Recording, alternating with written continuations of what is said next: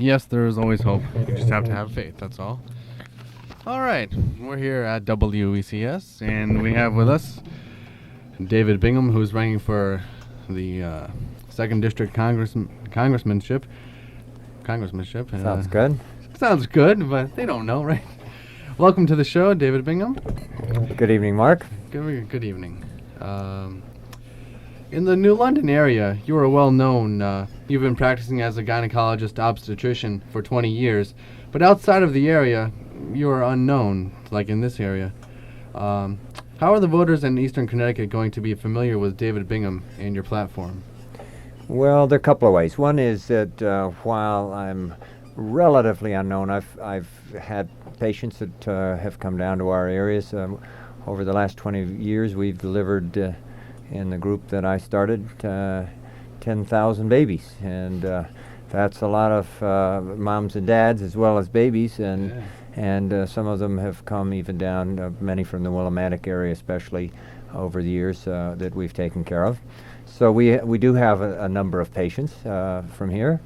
Then you do things like the Boombox Parade. I don't know if maybe the students may have not been here during the summer, but that's a great parade, and I did that in my rollerblades and ran around to shake as many hands as I could and give out our jar openers, things like that you have your name on them, and it's much more fun to do it in shorts and rollerblades than it is to have to march down with your coat and tie on. So so you get to know more people. I also years ago spent a lot of time working when I first came back to practice.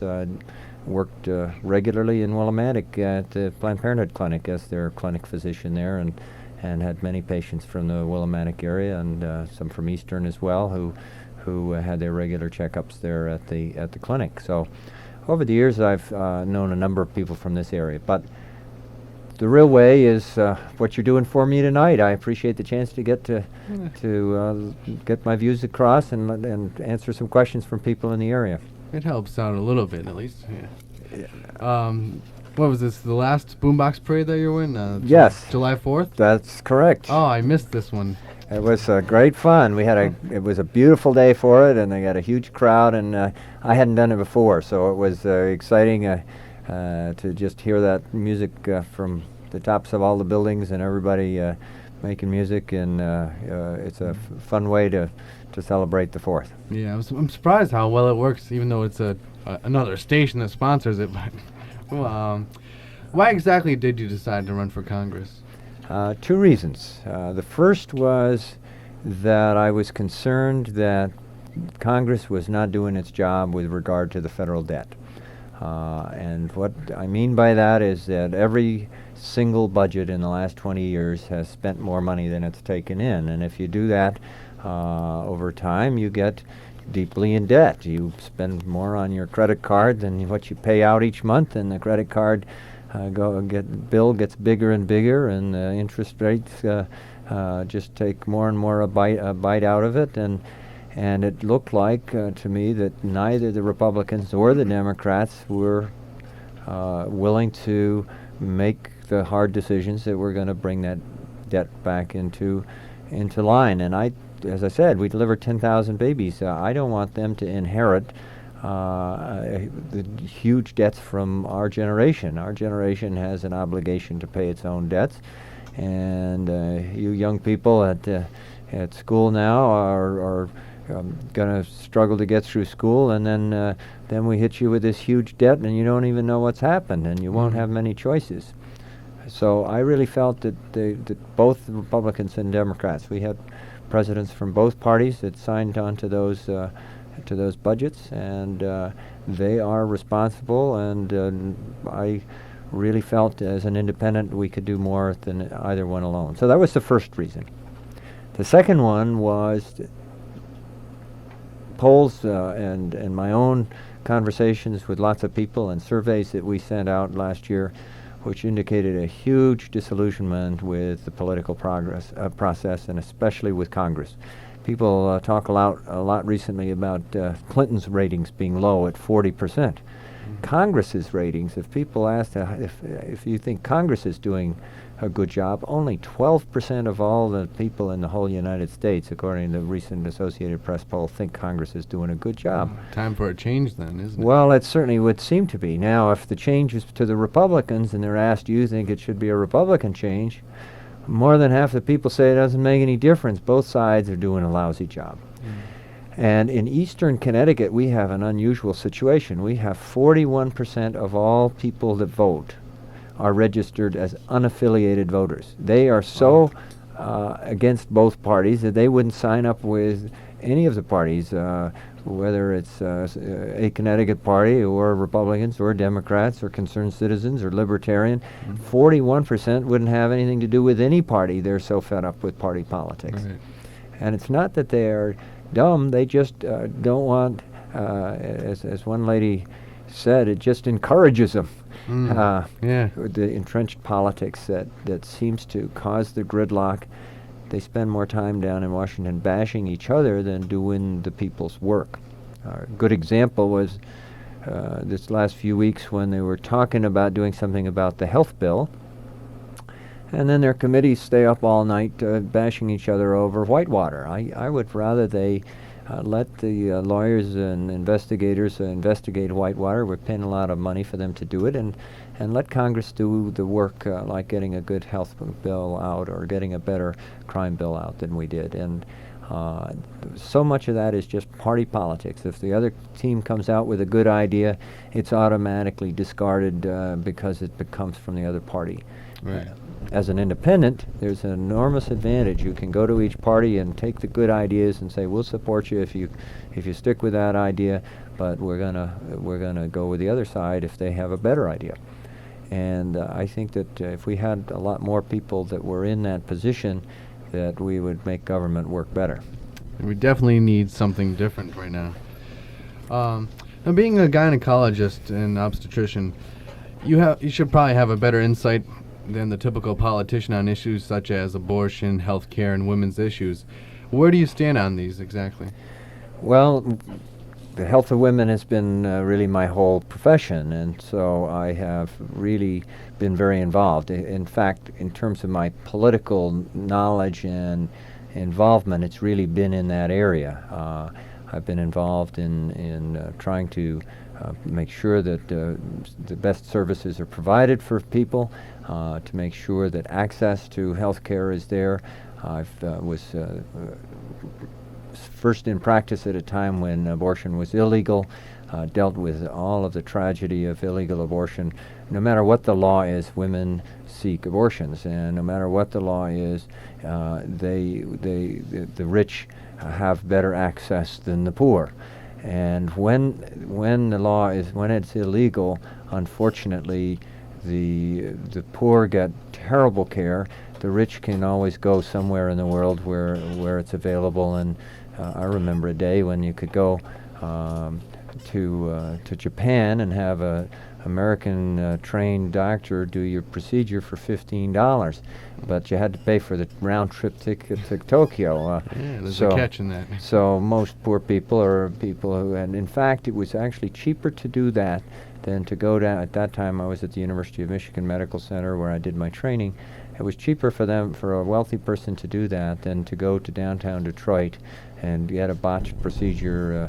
The poor people ended up paying actually more than the wealthy for those procedures. And it's so, having seen that and seen some women actually that died from illegal abortions, my decision was, if women are going to do that and take their life into their hands, our job as physicians is to make sure it was done as safely as possible. And so, get the government out of the business of telling people what to do, because we know what they're going to do anyway. Right.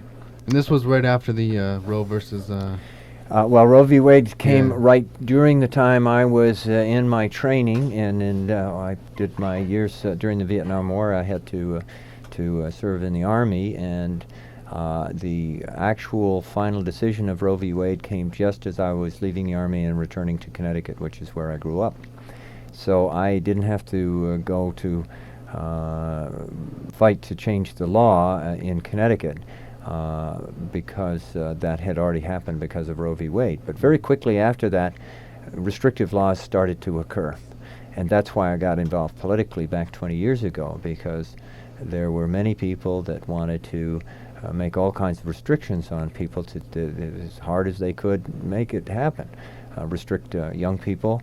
The problem there is if a young person got pregnant and they knew that the people at the clinic would tell, they would go off and illegally try to abort themselves. I had a couple of situations where I saw that happen, and unfortunately parents, even though they want to be notified and they want to be involved, and we encourage that, it's a disaster if your teenage daughter goes off to some place and gets an illegal procedure and dies from it.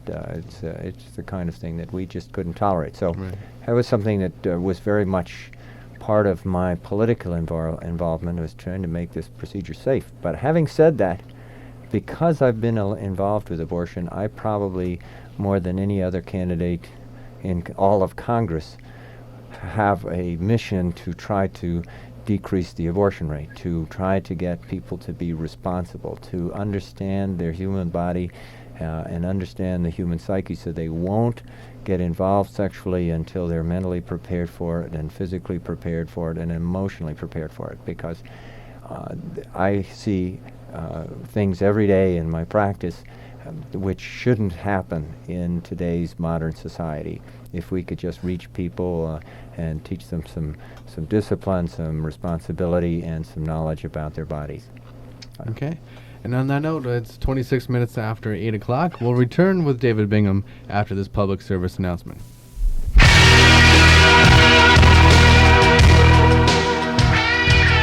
Somewhere in this country, this very day, disaster struck. In fact, a disaster strikes somewhere every single day. The Bonner Bridge collapsed today, stranding hundreds. Which means every single night, someone needs food, shelter, and a place to rest. Hungry people trapped up here. We need food and blankets. You can make a difference. Hundreds evacuated due to flooding of the low-lying areas. Please support the American Red Cross. Call 1-800-842-2200. Because every night is another night. Someone needs your help.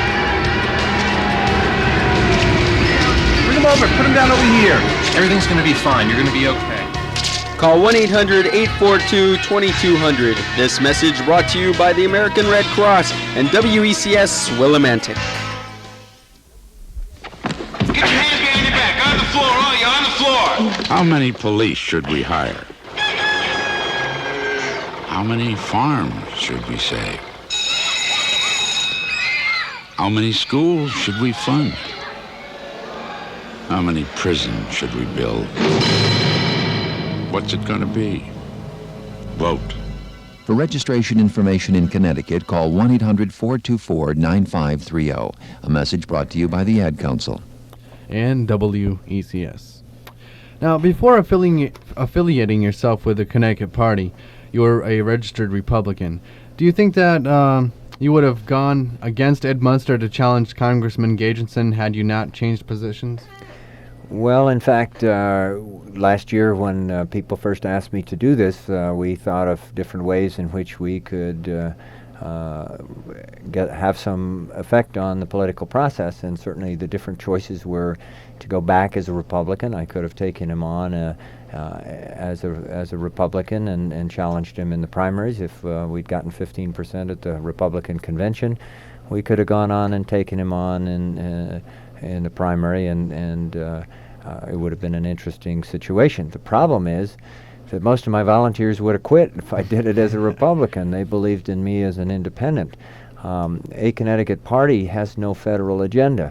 They don't ask me to do anything. In fact, although people call me the A Connecticut Party candidate, really I'm a petition candidate. We went and did the process of getting thousands of signatures from all 54 towns in the district, some of them door to door up in Union, Connecticut. That was part of the way you asked about how you get known. We went to shopping centers in Willimantic and Vernon and all over the district and got thousands of signatures from all 54 towns so that we would have qualified to be on the ballot as a petition candidate.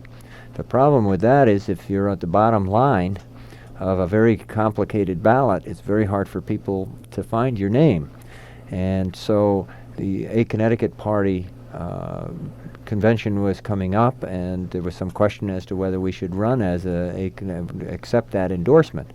But it was clear that if you're on the top line, you're going to be seen. You have a much better chance of getting people who do know you to vote for you. Plus, you get the support of a Connecticut Party itself. Last time it got 40,000 votes on that line. We're going to need to get more than that this time.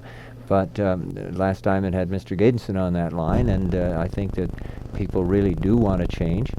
So we went after, it was an unusual convention. I think probably the first time in the history of the United States that a party convention had a party candidate against both the other parties. I took Ed Munster and Sam Gejdenson on head-to-head at the convention. All three of us had delegates committed to us. None of us knew who was going to win. And we won in a landslide, which we didn't expect to win by that much when we went in. So it was very exciting to get to know the delegates, try to convince them that it was in the best interests of the state and the country to have a true independent. And so your petition candidate then got endorsed by the Connecticut Party.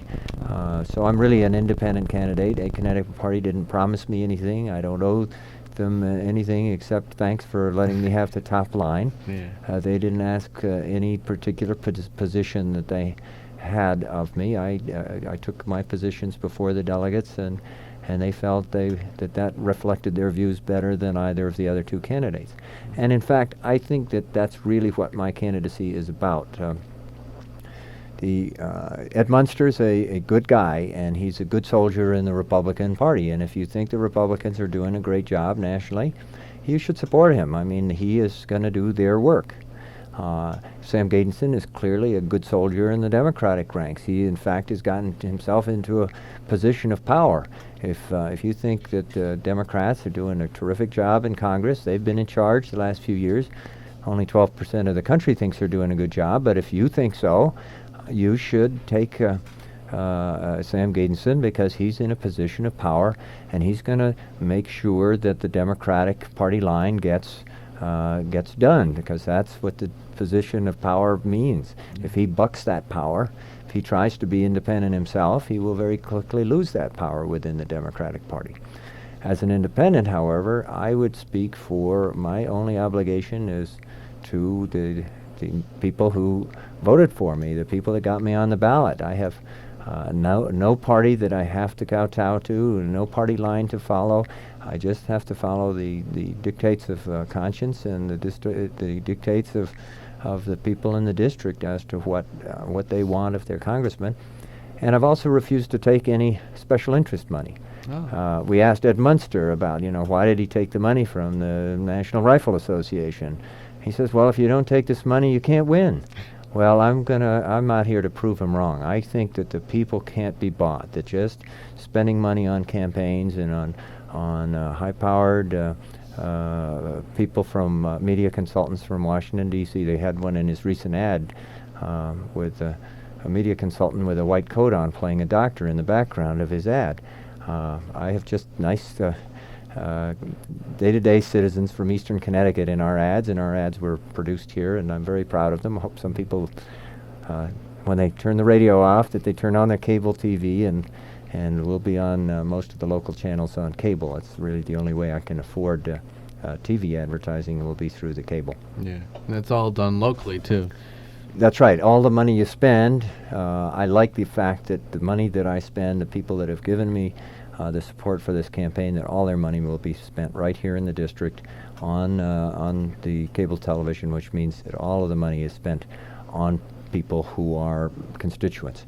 If I took big advertising on the ABC, NBC, or Providence or Hartford stations, 90% of the people you spent money for the ads for are not in the district anyway. Right.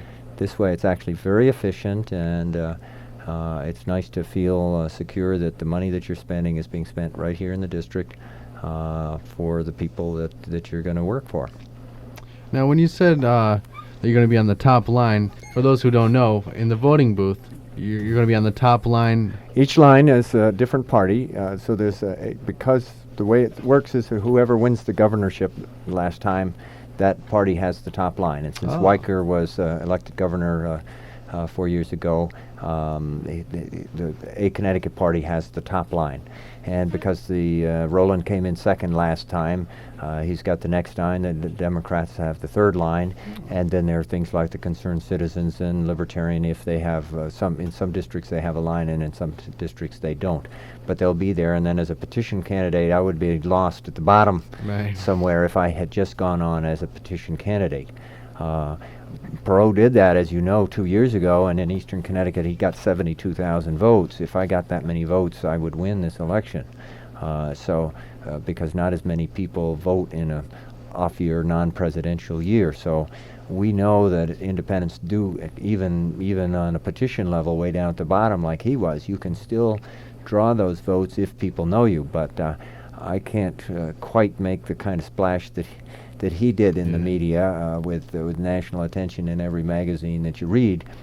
But within the district, radio stations like this one and the press has been good to me. And we also have a series of debates, and that's what's going to really keep people into the fact that it's really a three-way race. And that's different. Three-way race, all you need is 35% if it's a close race, 1 out of every 3 people. Do you think it's to your advantage that you're in a three-way race instead of 2? Because the way I look at it is that you're up against not 1 person, but you're up against 2 people. Well, it depends on how you look at it. If you look at it that there's Sam had half the vote last time, and I just took the people that were against the incumbent and split them in half with Ed, then Ed and I lose and Sam wins. Right. On the other hand, there's a huge number of people who are disappointed with the Democratic Party and disappointed with Sam's record, but they're not ready to give their vote to a Republican. They look at what's happening on a national Republican level. That's really what made me leave the Republican Party. After the last convention, I was horrified at the whole convention cheering for people who were I thought being intolerant of minorities, intolerant of any other racial, religious group other than Christians, that they were intolerant of people with regard to, they wanted to tell people how to run their sex life and wanted to tell them,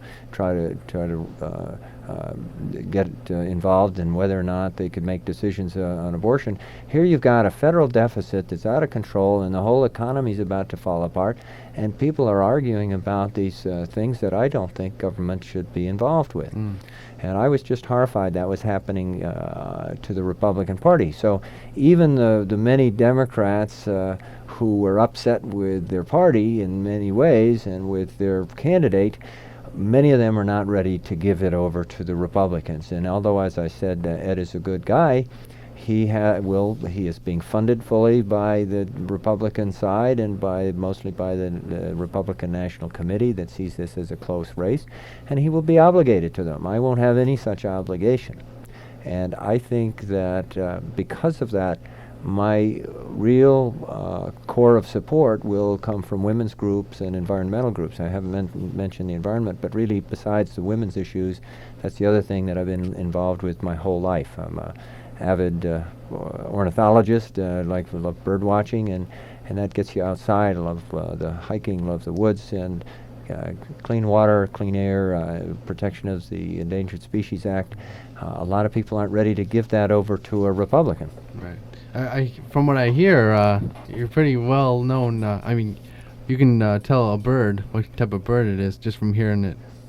Well, I'd say I probably know about 160, 180 bird songs. If you took me outside, I would be able to probably identify. If I don't know it, it's quite a surprise. It's something that I'd love to do. Is to when you hear a sound, it just pops into the visual part of your brain what that bird is. If you hear a crow, you think this blackbird squawking away. If you hear a blue jay, you see that, and it's for me visually, it gets me away from from all the problems of the world when I get out there and start hearing those sounds, and hearing is a very precious thing that we have. It's a good area of the state to be in, too, to hear all the birds, yeah. In fact, eastern Connecticut is, as you'll see on my ads, one of the things I say, it's the largest green space left between Boston and Washington. We are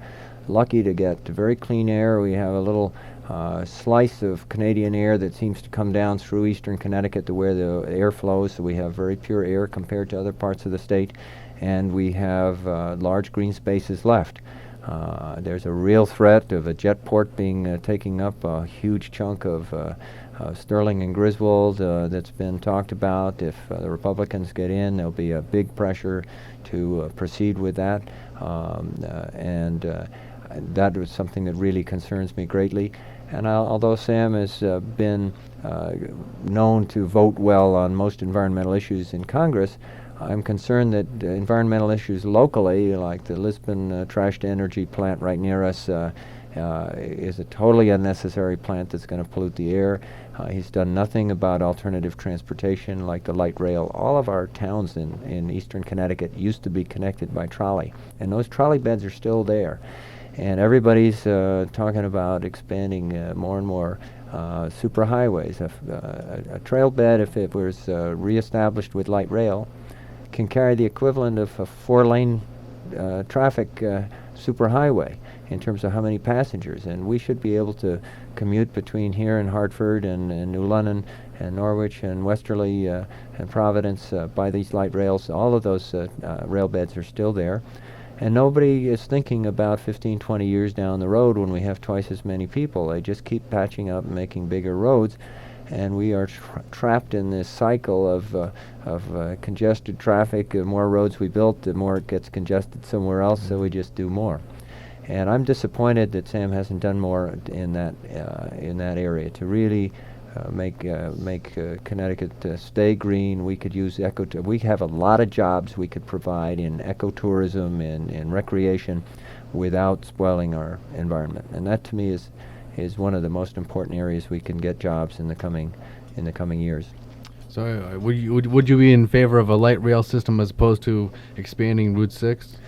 Well, the problem that you get into is just like we've done in the past, is that you've got so many people getting injured and hurt because of the traffic congestion. What I would say is, if we're gonna do the bypass, let's make a deal. We would only, the environmentalists, those of us who have been blocking it, will say, okay, if you commit yourself to the light rail at the same time, because in fact, if you put the light rail in tomorrow, it would take a while before people started to use it. In the meantime, the inadequate roads are still, you get caught in narrow traffic and somebody pushes you over and there's nowhere to go on the sides of the roads on some of these. So my feeling is I'm somewhat of a pragmatist. I hate to see another drop of asphalt go down, but if people are getting killed, I think that you're going to have to probably do the bypass.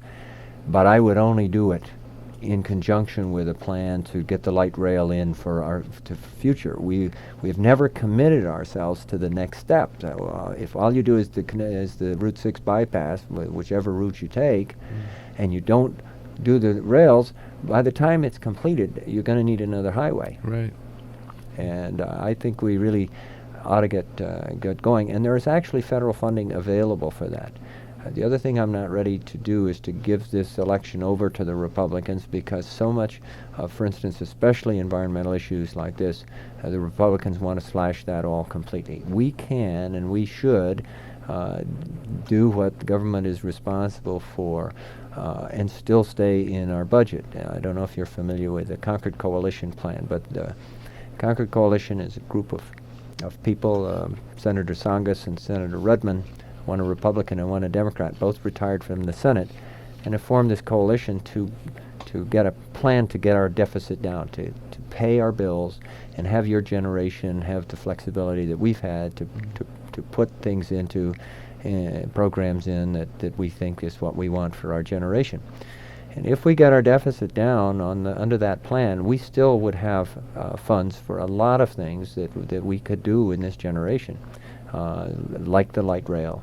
One of the areas is the what's called the Intermodal Surface Transport Efficiency Act, which is ICE-T funds, which are unfortunately in Connecticut mostly being spent on roads. But the intent of that law and the reason for that money was to try to get hiking trails and bike trails and the marine systems and the rails and the roads all connected, so that you could have alternative transport mechanisms besides just the roads. And unfortunately in Connecticut we really haven't used those funds like we could have. I mean, I've just noticed recently, the past month or two, on Route 384, they've been putting in a walking trail along the side there. Well, I think it's really, and if you go to Europe, people can hike almost from anywhere to anywhere else, and then have interconnect the various centers with either trolleys or buses or light rail. And we have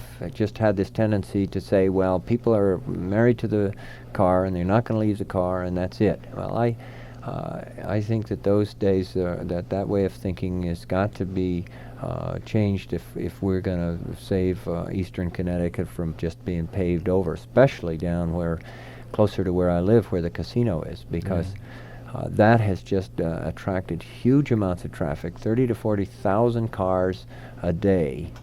And I was talking before a group of veterans the veterans group's just a part of the political process. You have to try to meet with every group.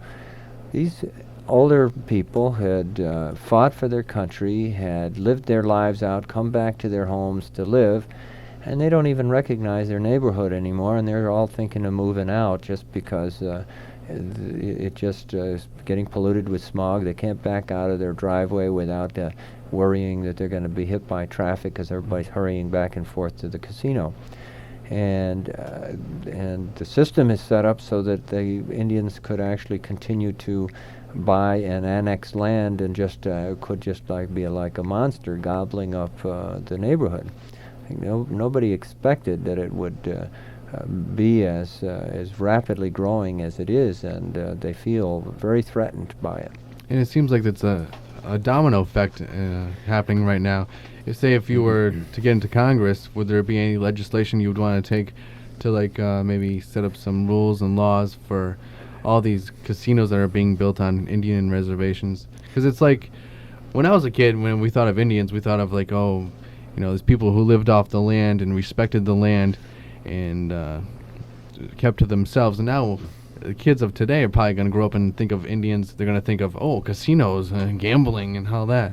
The jet set, and they have for what they have done there. I think they have really tried to pay attention to environmental issues, and they have tried to it's clean. The architecture is reasonably unified, and they've done a nice job in that way. But if they're saying that that's an environmentally sound place, when they have turned night into day, I mean, the lights are so bright at night, there is no way for the normal insects and birds, the owls and creatures of the night to live in that part of Connecticut anymore, bobcats and the voles and the other kinds of things that live at night, because it's daytime 24 hours a day at that casino and all around it. You can't say that it's environmentally sound when you've got traffic jams and you've got so many parking lots that farm after farm has now been paved over in that whole area. So we need to be careful. I would say that we also need to be careful just on an economic level. If you expand casino after casino and then it collapses because there are too many of them, it's just like the defense industry, which suddenly puts everybody out of work at the same time. And I think that if we at this point are very cautious about allowing anything more, it looks like maybe another casino is going to go on through the Mohegans. This group of Indians has been has always worked, even when the white men first arrived on these shores. That was a group that always worked well with the community that was there. It's interesting that the group that was at war with them, the Pequots, are the ones that have come back and gotten the most money back, whereas the Mohegans have continued to be pretty poor. But if they do have another casino, I would sure hope that's the last one for Connecticut, because I could see otherwise, just like defense, we build this thing up, have many, many casinos around, and then the whole industry collapses. If you look around the outskirts of New Jersey and Atlantic City and around the outskirts of Reno, Nevada, you'll see these large areas of very poor people who have service-level jobs, and the wealthy come in, and it's pretty glitzy, but around it, it's pretty sad what life is like. So I'd be concerned if we really based our whole economy on that. Okay, I'm talking with David Bingham, who's running for the 2nd District Congressmanship. Who's running to for the next seat in for the Congress. next seat in Congress for the 2nd District of Connecticut. There you go. Under the Connecticut Party. And we'll return with him in just a moment, and we'll take your calls at 456-2164. Get your hands behind your back. On the floor, all you on the floor. How many police should we hire? How many farms should we save? How many schools should we fund? How many prisons should we build? What's it gonna be? Vote. For registration information in Connecticut, call 1-800-424-9530. A message brought to you by the Ad Council.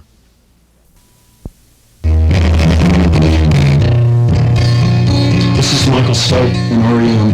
Songs about environmental problems can't make them go away, but people can.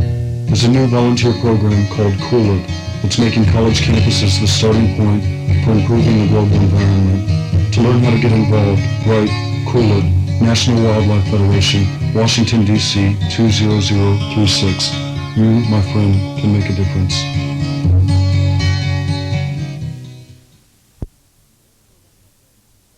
And we're back after that short public service announcement on WECS Willimantic. And would you like to explain just what exactly the 2nd District is? The 2nd Congressional District is most of eastern Connecticut. It really extends from the Long Island Sound up to Massachusetts and to Rhode Island on those 3 sides, and then the Connecticut River is sort of a boundary. We include this whole area around Willimantic and Mansfield and Storrs, and up to Vernon, up to Thompson. On the south side, from Stonington, North Stonington, on the Rhode Island border, across to Old Saybrook and Essex and Middletown. So it's a big district, the biggest district in physical size in Connecticut. 54 towns. Wow. So it's a lot of area to get to know. It's also very diverse in the people. I mean, here's a university town between Yukon and Eastern, and you've got shoreline, some of them retirement communities, and then you've got very much industrial communities like Groton, and then you have rural, a lot of farming communities as well. So it's very diverse, and then you have bedroom communities almost in some sense, like Vernon, with most of the people working in the Hartford area and commuting. So it's all different kinds of people, but I find that most of them are Yankees just like I am, in the sense that they are careful with their money, and they're compassionate socially. They're not people who turn their backs on the government. Shouldn't turn their back completely on people, and yet they want to be cautious. And I think that most people are more cautious with their money than the Democrats have proven themselves over the years, and more willing to accept some social policies than the Republicans have been doing on a national level. And as a result, I think very much fits with my own philosophy of the responsibilities of citizens and the responsibilities of the government. We're talking again with David Bingham, who is an independent candidate for Congress. And if you have any questions for him, you can give us a call at 456-2164 on WECS. Now, is there anything that can be done federally to maybe fund a restructuring project for the old the thread mill in Willimantic? Well, this kind of rehabilitation is a fun kind of project to do, because if it gets done, it's the kind of investment that you can use as a museum, or you can bring people in, and it becomes a self-sustaining project over time. When your government is as broke as the federal government is at this time, I would be cautious, because in order to get votes for that, I would have to give away, I don't know how much money to everybody else. Connecticut tends to be one of the wealthier states to begin with. If you look within the community and within the state for the funds, I think that you would do better and keep the money here in Connecticut. If you look for it from the feds, there have been a lot of projects. I mean, Sam will come in when he does his show with you and tell you all the wonderful things he's done. What he doesn't tell you is all the wonderful things he's done for everybody else in the whole country that's making us all go borrow it from the next generation to pay the bills. It's nice to get a $7 million parking garage for Norwich that he's been talking about, but you don't, people have to say who is paying that bill, and if you had $7 million for Norwich, is that really the way you would use your money? If it's coming from the feds, often it tends to not be used, prioritized in the same way that the local communities would do it. Those are projects that I think are really good for the community to get involved with, and certainly the congressman can lend their support and their communications and get people together who otherwise might not support the project, and help make it known that this is a good project for people to invest in. But at a time when we're in, I'm not going to be sitting here giving a lot of promises of what I would give the community. I would say light rail is a place that the federal government, here's something where it's too expensive for any local community to try to do that between here and Hartford. And I think that there is a federal benefit and responsibility, but the problem of how much every one of these programs, for instance, the crime bill that just went through, $30 billion, when you look at how much we'll pay from Connecticut and how much we'll get back, it always seems that we get back much less than we pay out when it goes to Washington first. Okay, if you have any questions for David Bingham, 456-2164, or the phone lines are now open. You keep bringing up the point that about the deficit, and you keep saying that you don't want your children to suffer the consequences. The statistics that I've seen are that my generation, the X generation, if you want to call it that, is the first generation who's doing worse off than their parents. Well, I think it doesn't have to be that way. Right. I think we can turn that around and make sure that it doesn't work that way. Part of it is the kind of jobs that we create. If the government is providing all the jobs, I think we're going to have more of the same in terms of more debt and more problems for your generation. One of the things that's very complicated for me to explain to most people is what happens to the capital gains tax and what that's done to prohibit investment in new jobs. There are lots of talented people all around here, some really exciting people and some entrepreneurs that would love to get going, whether it's for a new radio station or whatever it is. If they can't get money for their project, they won't get it off the ground. Right. And for them to do better than their parents, these new jobs, whether in biotechnology or recycling or battery technology or solar energy, all the different things that we have, people are interested in doing them. But if they can't get anybody to invest in them, the whole idea goes down the drain, and they end up going, working behind the counter at the casino to make a few bucks. And that's what I think is our biggest problem, is that we have a tax and structure which penalizes small investors, and so the small businesses really get hurt. Big businesses don't care about the capital gains tax because they just do leverage buyouts and gobble up one company after another, and they have their own tax loopholes. But the small business that really is the jobs for the future, and the kind of thing where college people get educated, get together and really do a new project, this can't get off the ground unless they can get capital. Capital means switching your money from one asset to another, and right now capital gains tax, every time you make that switch you pay a huge tax on it. And that's, I think, one of the main things that if we went back to our previous tax structure, which we had in the past, that doesn't tax capital gains, we would have a lot of business activity and a lot of new jobs for the kids. That's definitely something we need to work on.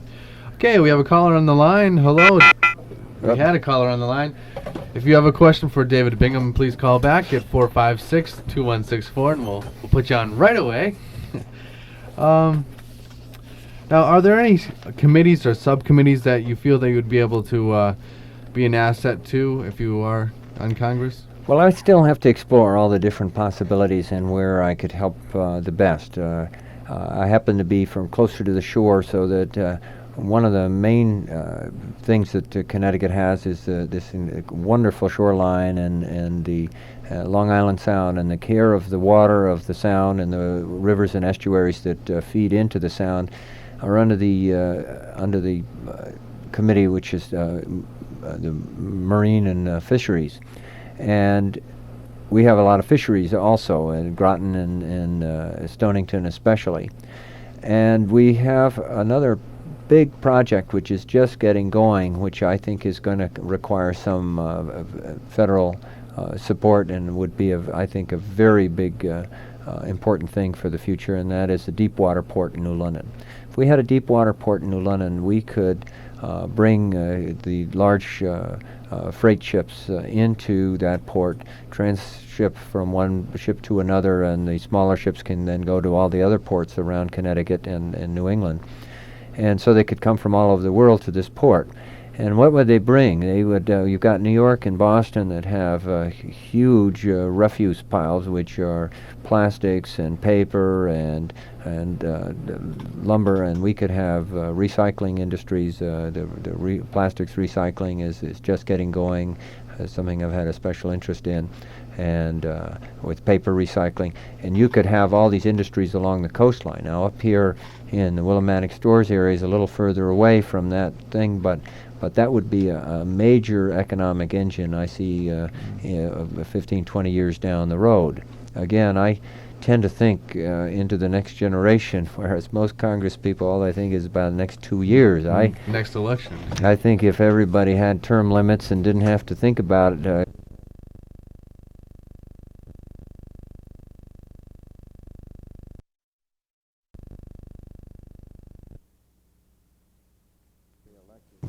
getting reelected, that we would, if they are worrying just about the next election, they will tend to not think about the future. But really, that's, again, I got into this because of the children, and that's what I'm here to do.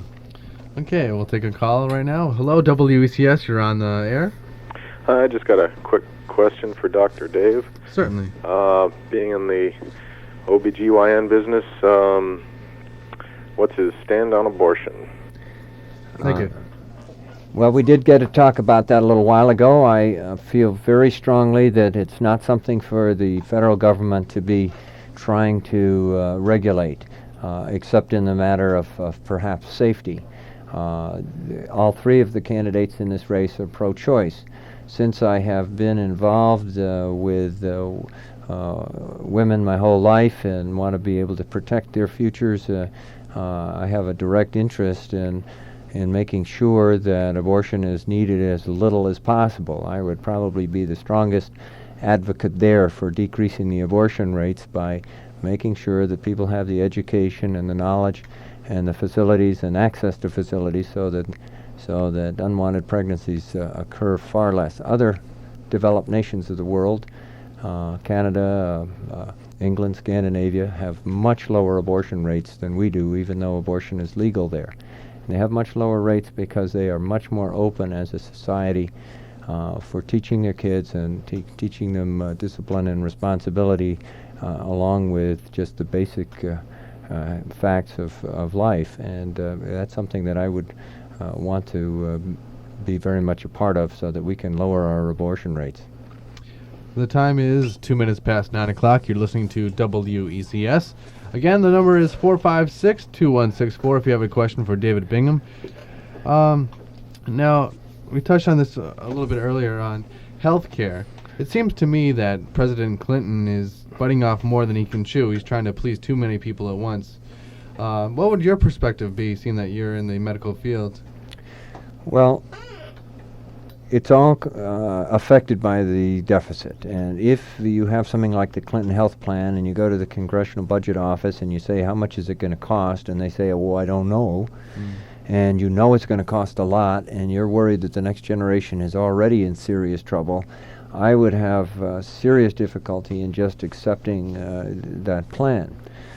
In fact, there are other reasons why I would object to parts of the plan, because I just seen some reports from Canada where, although everybody really likes the system up there, and it has been cheaper than ours, it's cheaper for a number of reasons. One reason is they don't get as many tests done, but they do go to doctors about 30% more frequently than we do. If we just superimposed that system on ours, I think we would have a sudden vast increase in our costs.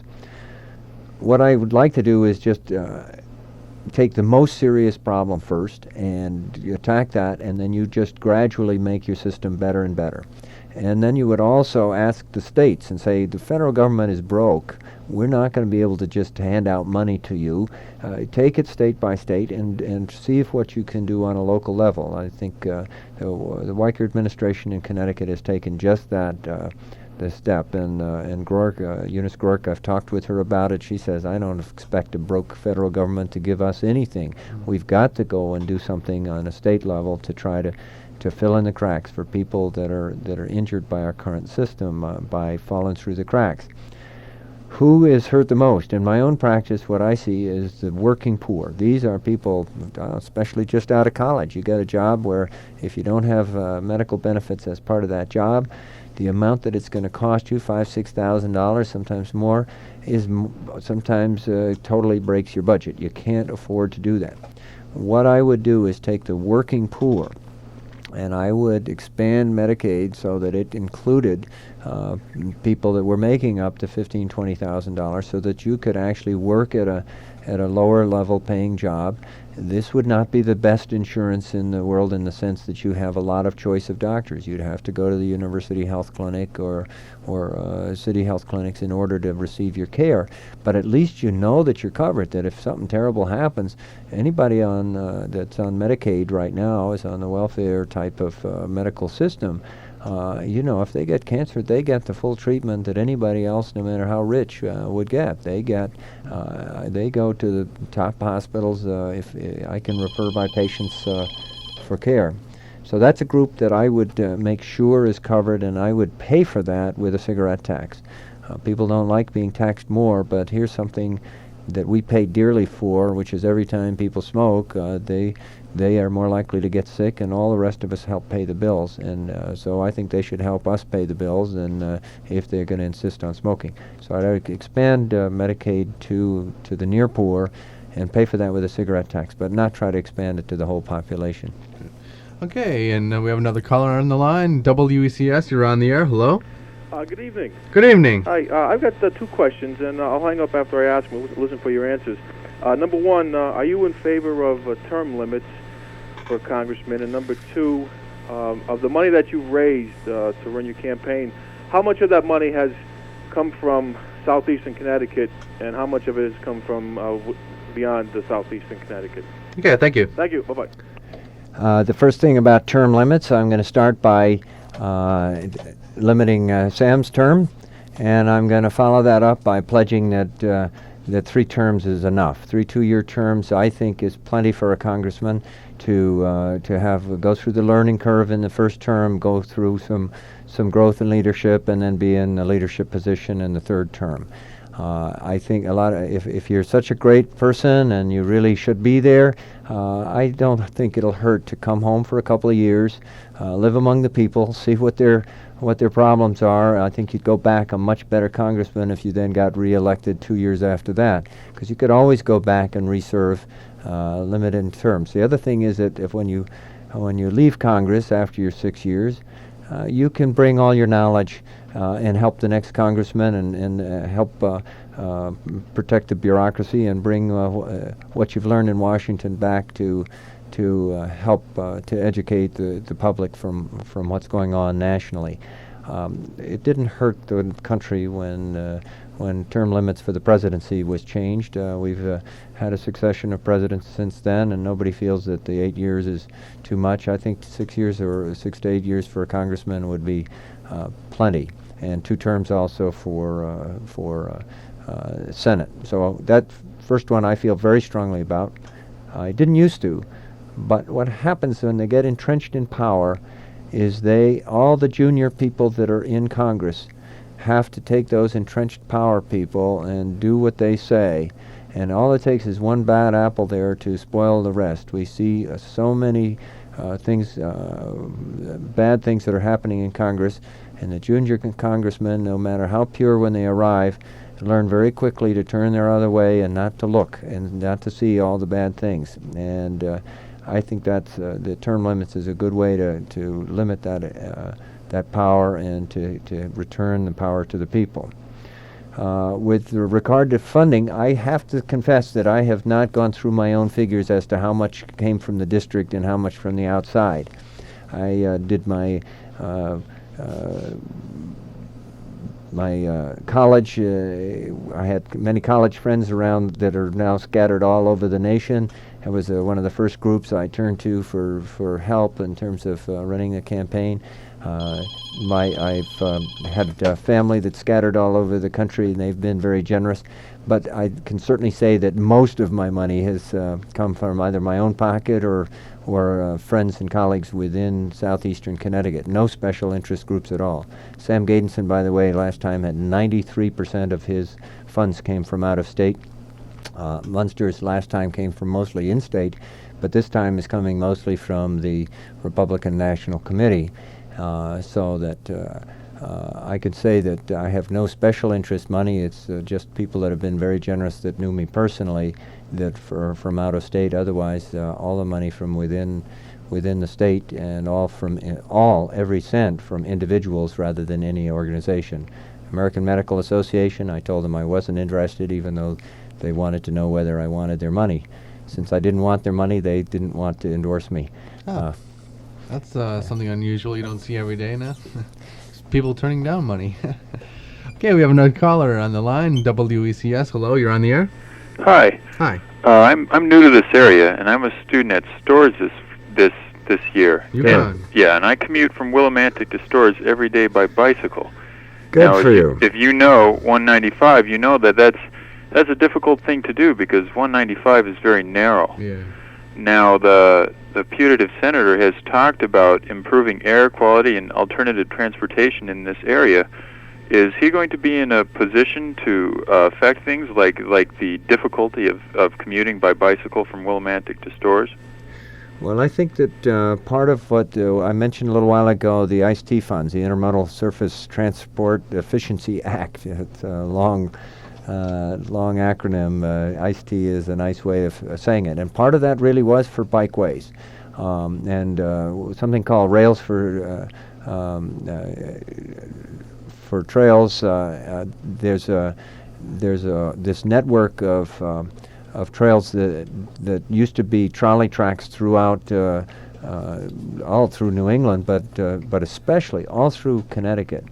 Many of those will not be good for real trolley tracks, but many of them would be excellent for bikeways, and they've done this all over the country and some of the other parts of the country. We've got very little of it in Connecticut, but that was the kind of thing that, in fact, there is some federal money from, and I would like to see some interest locally. It's always easier to get federal money, and usually it's much better spent if you have a match from the local people along with the state people along with the feds, because then I'm much happier to give federal money. If it just comes from the feds, half the time the money all seems to be wasted, and the wrong people and the wrong contractors end up with it, and the project isn't done well. If you have local people that are really volunteers, get involved, raise some of the money and match it, usually a much better product will occur. And I congratulate you for biking. I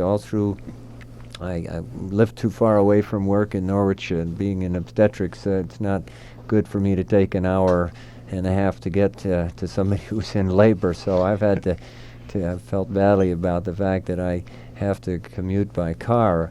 but all during my residency training, I biked 4 or 5 miles from my home to work through the slush and snow in the wintertime, and you arrive at work feeling much better. Even in the Army, when I bicycled, one of the first times I got in trouble in the Army was because I wore a backpack on my bicycle, and you're not allowed to do that when you're in uniform. I got a morale officer at the hospital dressed me down, said, "Oh, you can't do that." And I was trying to set an example for other people to abandon their cars and go by bike to work. And so they switched around and I said, "Well, can I come in my shorts to the hospital and wear a backpack?" "Oh, sure." That didn't bother anybody. So I got to go to I was hardly in uniform. I'd go in shorts and a backpack to the hospital and put on my greens when I got to the hospital and changed back, and nobody knew I was an officer out of uniform, and that was a much more enjoyable way to travel. But bicycle's something I really believe in. Alternative transportation, alternative methods of energy, these are all things that we should spend a lot of time thinking about how we should plan our cities and communities around for the future, because otherwise we're going to just get more and more acid rain and more and more spend more and more money trying to clean up the mess we made. You mentioned earlier about a lot of people won't be into the project at first if we do get an alternative light rail system, but probably after they realize it'd be a lot cheaper for them to pay maybe $5 a week to go into work to Hartford and back every day, as opposed to filling up the gas tank a couple of times, they'd probably change their minds. Well, not only that, but you can work the whole way. You can add another hour or so to your effective work time. That's when you get your newspaper read and you get your materials organized, or if you're a student, that you can finally get your paper written, or maybe even read the book you were supposed to read if you're going back and forth by light rail. A little harder to do your reading on a bicycle, but you get your exercise. You need that time too. Yeah, you won't have to go to the health club here. That's right. Save a lot of money there. 456-2164 is the number. We'll take 2 more calls, and then we'll have to say goodbye to David Bingham, who's an independent candidate for Congress. Now, there are 5 scheduled debates between the 3 candidates, yourself, Ed Munster, and Congressman Gejdenson. You've already gone over one of them. Yep. That was an interesting process. We were told what to debate and what we were supposed to talk about, and the other 2 bashed each other for most of the time. Hardly talked about the issues of health care and crime and jobs. I tried to, after my first 5-minute opening remarks where I was the first speaker, I found that I should have brought my earmuffs because they were more interested in talking about what they'd done in the past than any kind of vision of what we're going to do in the future. And that's why I got involved. I think Congress has got too much of that going on. It's time for us to listen to each other instead of yelling at each other. It's time to try to get some cooperation and break through the gridlock. And it was fun. The other thing is that I was told that they had a debate 2 years ago in the same location and only had a few people. The place was overflowing. This is in Essex, Connecticut. And I hope when we have our debate up here, we're going to have one in Mansfield. Let's see what the date is at the Mansfield Middle School on October 25th at 7 o'clock. That'll be run by the League of Women Voters here. The other one's Thompson Raceway at 7:30 in the morning on September 26th. I'm not sure many of you are going to want to get up that early if you're listening to Friday Night Late. But then we have some others in Norwich and Olyme, and I'll have a 4 o'clock at the Yukon campus in Stores on November 1st. That will just be a solo performance because each of the candidates is going to have a forum with the Concord Coalition. I mentioned that earlier, the group that's working on deficit reduction. The debates really help focus the fact that there are 3 people in the race and give people a chance to really see them all interacting with each other, and I hope that we'll try to keep the level of conversation on the on the subject next time and not on what's happened in the character references and that kind of thing. But if need be, I was taught how to debate, and I will do my best to keep on the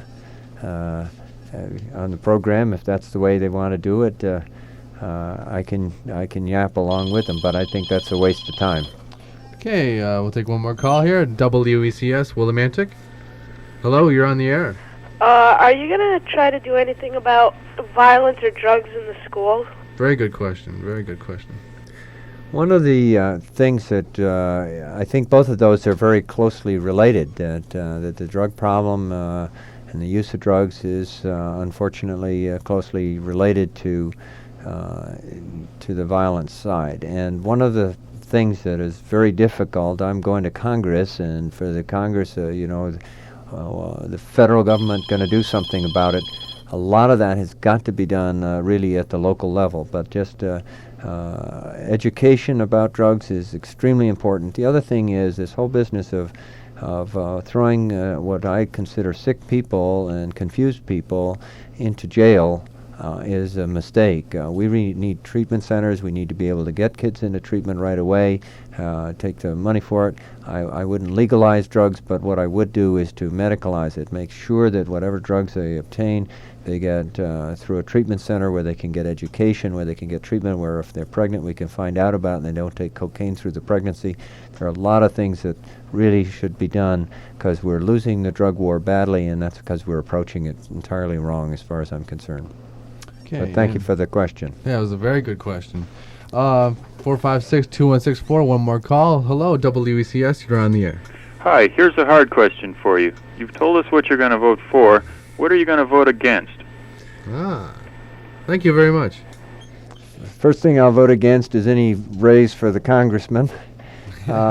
Second thing I'll vote against is for the full funding of the congressional staff. One of the things made me personally angry was when I called my congressman up and said, listen, if you're going to cut people's programs and cut people's services because we are in such trouble, if you're going to cut these things, you got to start by cutting your own staff first, because otherwise people and some of your own perks, and cut some of the things that you do.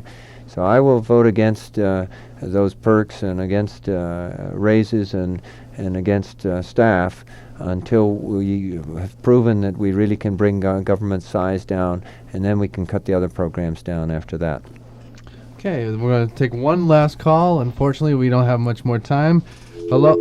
All right, we'll take one more. And I just add in while we're there, I'd say that I would vote against the invasion of Haiti if I had that opportunity tonight. I don't have that opportunity, but I would vote against additional incursions into other countries without the support of Congress first.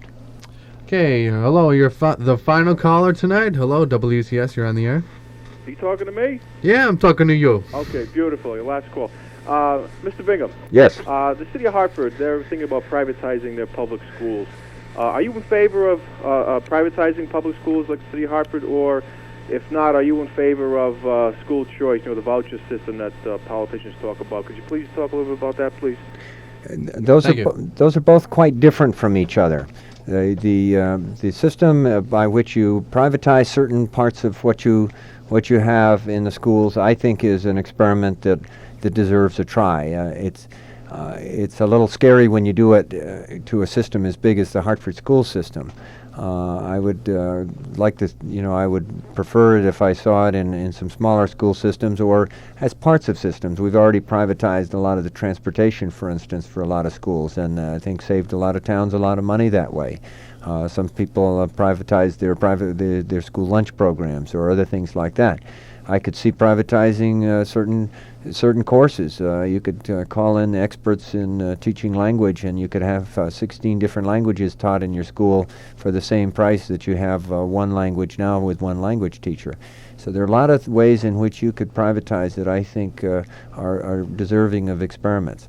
The voucher system troubles me because what that means is that people that are now getting private that are putting their money in, and in fact I went to a private school at the high school level, We paid that. We were proud to pay our taxes to the town. We never fought the taxes that were paid to the local system, but we saved the system money by going when we went off to school, so that in fact the town didn't have the cost of educating me at the high school level. I had a scholarship at the school that I went to. Now, anybody that gets a voucher, however, isn't saving the school money. In fact, they're costing the town taxpayer. So the taxpayers will be subsidizing the private school system. That troubles me. Not only that, but once you have a lot of people in the private system on vouchers, and that, say you got a private school that wants to teach devil worship or some other crazy thing, where are you going to draw the line as to what that system, or who are you going to give the voucher to? Or are you going to say you can't give it to this voucher system, this school, and you are going to give it to another? You get into a real morass if you support that. I would be very cautious about giving public money to the private school systems. If the private school comes in and you really have a lot of control and have full control over the pocketbook for the kind of system that they're talking about in Hartford, it's troublesome that they have to do that or that they have to consider that. But right now, they're going to have to do something to improve that system, and I don't blame them for trying to experiment with something new. Okay.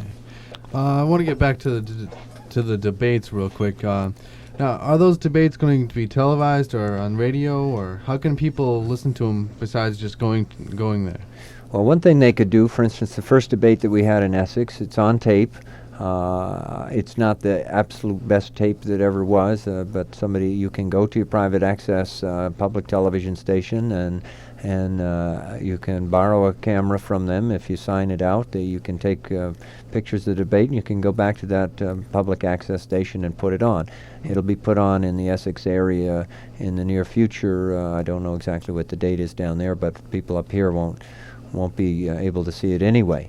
But if you want your local station to run the debate over that we had down in down in Essex, if you're willing to take the trouble to go to the public access station and ask them for space and find a time to put it on, we'd be happy to send you the tape of three-way debate, and you can find out what really happened at that debate. Newspapers just want to report people bashing each other. They don't want to really, it's a little dry to talk about the issues. Hope we didn't put everybody to sleep tonight talking about them.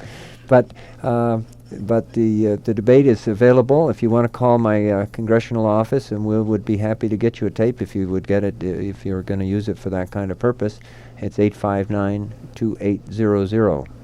859-2800. Anybody that wants to call, in fact, anybody wants to get involved in the democratic process, a very exciting process of putting an independent into Congress, sending a message to the United States that Eastern Connecticut wants to show its Yankee spirit and do something different and see if we can shake Congress up a little bit.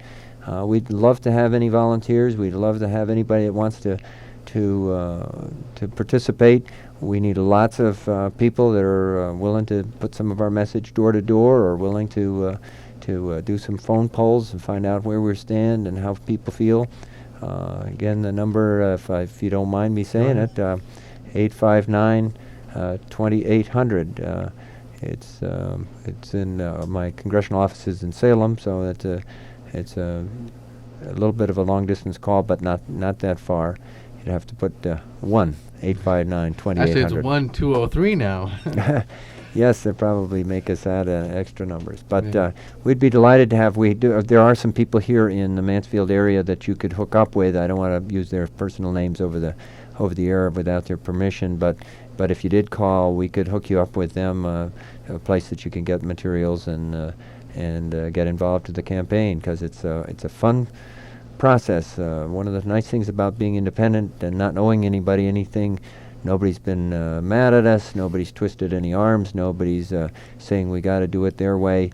It's much more fun than I ever expected, because most campaigns, and we've just gone through some bitter primaries where everybody's pretty nasty to each other. I think I'll leave the other two parties to bash each other, and we'll try to forge a campaign that talks about issues that are important to people, and try to get to listen as well as to yap at each other. Definitely a very good learning instrument. If you're at UConn or Eastern, you're taking up some political science courses. Pretty good learning experience if they were to come down and help you out. Learning how the political system works, I think, is one of the things that everybody should do. It's part of your job as a citizen. If you want democracy to work, you have to know how this process works. And if you don't, and unfortunately a lot of people have taken to just spending their lives behind a TV set and not becoming active in their communities, and it's one of the reasons we get candidates that we are unhappy with. The more people that get involved, I think the more independent the candidates can be from whatever party they belong to. If they know they've got the support of the people, then they don't have to play party politics. If they think the party is wrong, they can be independent. There are plenty of good independent people in Congress. I really didn't mean to imply that there weren't. Our two candidates in this district, however, are very much party creatures, and that's why I decided to come in. If we'd had one of those candidates that I thought was truly an independent, I wouldn't have had to leave my practice and cost myself a lot of money and take on this big responsibility. But the way it was going, I decided it wasn't going to change much if even just changing parties wasn't going to really do as much as I think we have a responsibility to do as a society in sending a representative to Congress. And that requires people like you, whoever you are listening, that have taken enough of your time to listen to all of these issues over. He didn't get to play all his music he brought tonight. Oh, that's okay. But it can be fun, and certainly a lot to learn. I've learned a lot very quickly myself since I wasn't a political person. I did come from a political family.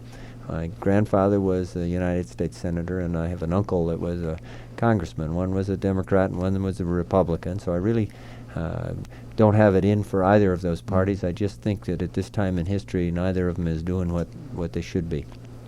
All right. I want to thank you for coming down, David Bingham, independent candidate for Congress. Wish we could stay longer and talk more. There's always topics we can bring up and everything. It's Friday night. It's time for people to think about other things, maybe. Time for some music, then. Perhaps. There you go. I want to thank you again for coming down, and best wishes to you. I enjoyed it very much, Mark. Okay.